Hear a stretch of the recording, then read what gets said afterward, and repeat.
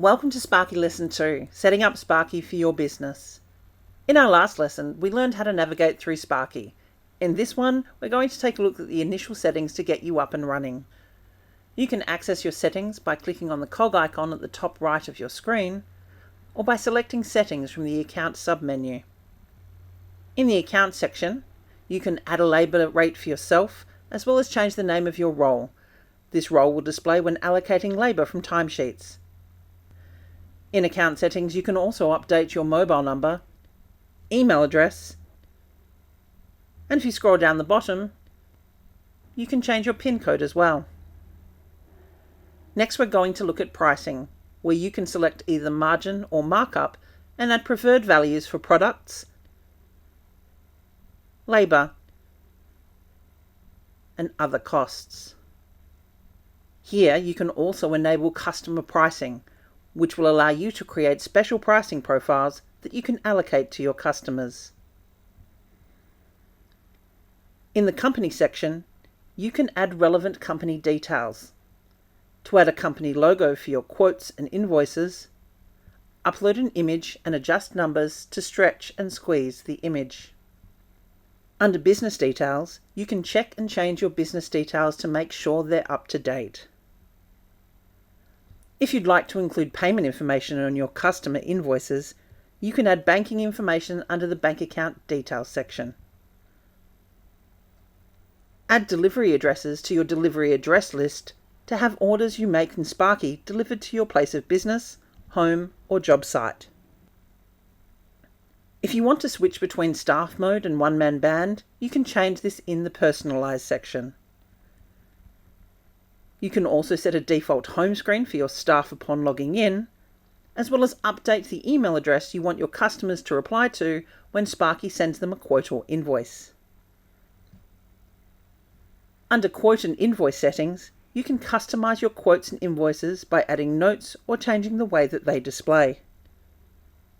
You can also set your default due dates, reminder notices, and add an invoice PDF prefix so that PDFs are generated with your prefix in the name. For those who want staff mode enabled, you're going to want to invite your staff to use Sparky. To add staff, start by clicking the Add Staff button. In staff details, start by adding a name, mobile number, and email address. Be sure to enter a valid mobile number and email address so your staff can verify their login and gain access to Sparky. In here, you can also set an hourly rate cost and price for your staff member. Your rate cost is how much you are paying your staff members, while the rate price is how much you are charging for the work that they do. If you don't want to activate your staff right away, you can select the checkbox and come back later to send them their activation. Finally, we have security privileges. See the table below for a description of each role and select the one that best suits the staff member you are setting up. The business owner, manager, admin roles gives the staff member the same privileges as the owner. If selected, the staff and subcontractor role offers a series of checkboxes under the headings Job Management and Others. Select your preferred options and click Save. You can always come back and make changes to your staff settings at any time that you wish. Here you can see default templates that come with Sparky.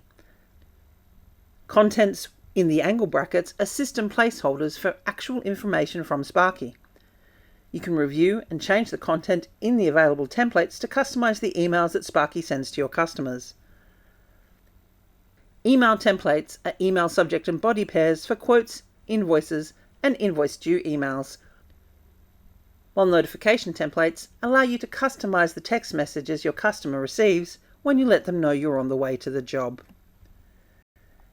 In the calendar section, you can set your company's default business hours, calendar view, and the time zone for your business. Remember, you don't have to set all this up to get started with Sparky, and you can always come back and make changes as you need to. Now that you've set up your company in Sparky, you're ready to move on to Lesson 3, where I'll teach you how to navigate through and use the Sparky store.